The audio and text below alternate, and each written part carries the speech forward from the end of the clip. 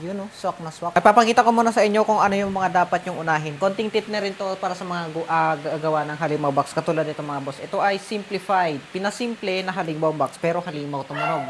No? Ang una yung gagawin mga boss, syempre gagawa muna kayo ng box na ganito. Yan. Gagawa muna kayo ng ganyan. Tapos, gagawa rin kayo ng ganito. Kasi plug and play to lahat mga boss eh. Kumbaga, bago ko sinalpak itong buong yan, tulad yan, hindi mo mailalagay yan ng hindi, basta, kailangan nyo muna gumawa ng buong ganito mga boss. Bali, sabay-sabay yan sila. Ito. Kailangan nyo muna buuin yan, ganito. Yan, paikot mo. Yan siya mga boss ha. Tapos, ang box pala nito mga boss ay 6 order band pass, no? So, kaya tinawag na 6 order band pass kasi kabilaan ay meron siyang singawan. So, may singawan dito, may singawan din dito sa loob mga boss, no? Ito yung singawan niya sa loob. Yan, may kita nyo yung inside ng halimaw box ko mga boss. Yan. Yan siya. Dito ipapasok yung speaker na, okay? So, kailangan nyo munang gumawa ng ganito mga boss. Tapos, isasalpak nyo yan ng isang buo para hindi na kayo mahirapan na magpako dito. Para mas nakalinya pa, mas pantay-pantay yung mga boss, pagkakalapat. And then, ito yung pinakahuli mga boss. Ay, hindi pala huli. Yan. Tapos, yung tinat natin, may tinat yan, may epoxy, merong screw. Yan. Tapos, saka natin ilalagay yan dito. Yan. Tapos, saka na natin, mga boss, saka na natin tatakpan yan. Okay? Saka natin tatakpan. Tapos, pinaka-last mga boss, yung dito, sa harap. Yan. Pagka napakuan nyo na to, pwede nyo na tong ilagay mga boss. Para pantay na pantay talaga. Wag kayong maglalagay nito nang wala pa yung nandito sa ibabaw. Kasi, maaring pag nauna to, maaring tumabingi yan. Hindi yan pantay. Hindi yan naka-align dito sa kabila. Magiging banking yan ba? Tapos mahirap siyang i-align pag naipako mo na yung sa harap. Yan. Bali, ganito yung loob niyan mga boss. Yan siya.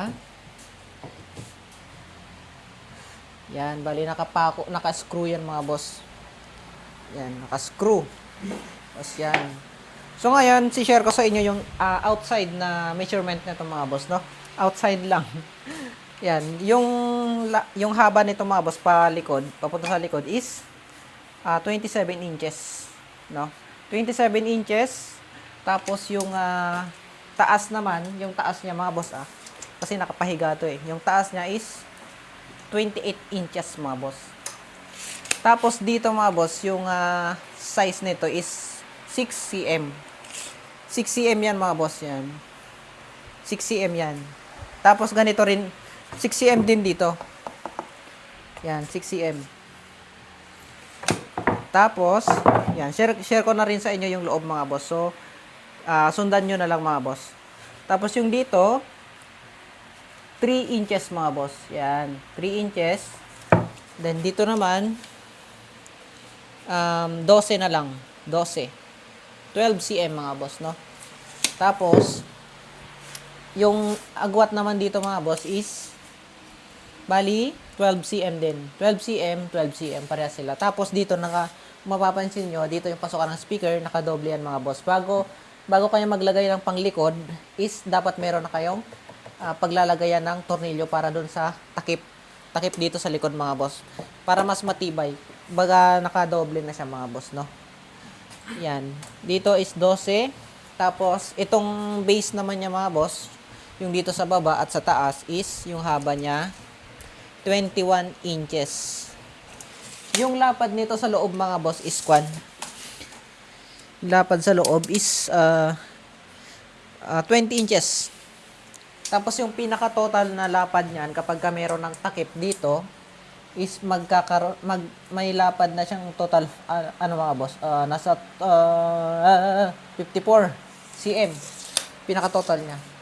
54 cm pagka nalagyan na ng takip sa gilid, no? Yan. So, yun lang.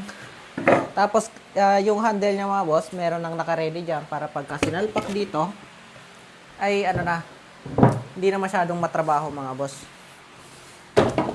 Yan. Mas maganda kapag puro na plug and play ang inyong mga ilalagay mga boss para mabilisan na lang. So dati kasi hindi ganito yung ginagawa ko. Kada tsamba-tsamba ng sukat tapos pagka halimbawa sumobra, edi tatabasan. Kaya naman gumawa na ako ng mga pattern mga boss para mabilisan na lang yung gawa. Tapos dito mapapansin nyo yung karatong planger. Yung planger niya mga boss, tignan nyo. Planger niya dito, lagpas yan dito sa kabila. Yan. Bago nyo ilagay ito, dapat naka ano na siya dito mga boss. Ba yung tawag dito? Nakalapat siya dito para para hindi na kayo magbutas mismo dito sa loob. Mahirap yan. Mahirap tsambahan yan mga boss. Dapat habang ginagawa nyo to is may butas na siya mismo dito. Yan. Bali, saktong-sakto yan dito mga boss. Tapos lalagyan na lang natin yan ng pangsarado para hindi singaw. No? Ganyan lang siya. Tapos yung speaker niya, nakapaganon mga boss, yung speaker niya. Bali, nandito yung tinat natin, nakapatilaod dito yung speaker, yung subwoofer niya mga boss. Yan, kaya tinawag na halimaw. Ewan ko. Wala namang point doon. So, yun lang mga boss. Yan. Mapapansin nyo, meron na siyang mga boss, naka-edge na siya. Kumbaga, pinabilog ko na. Then, ito, ganun din, para mas magandang tingnan.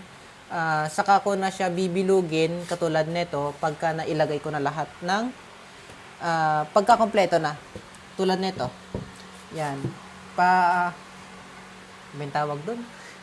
Pabibilugin ko yan mga boss, pagka naisalpak na yan. Para hindi matalim dito.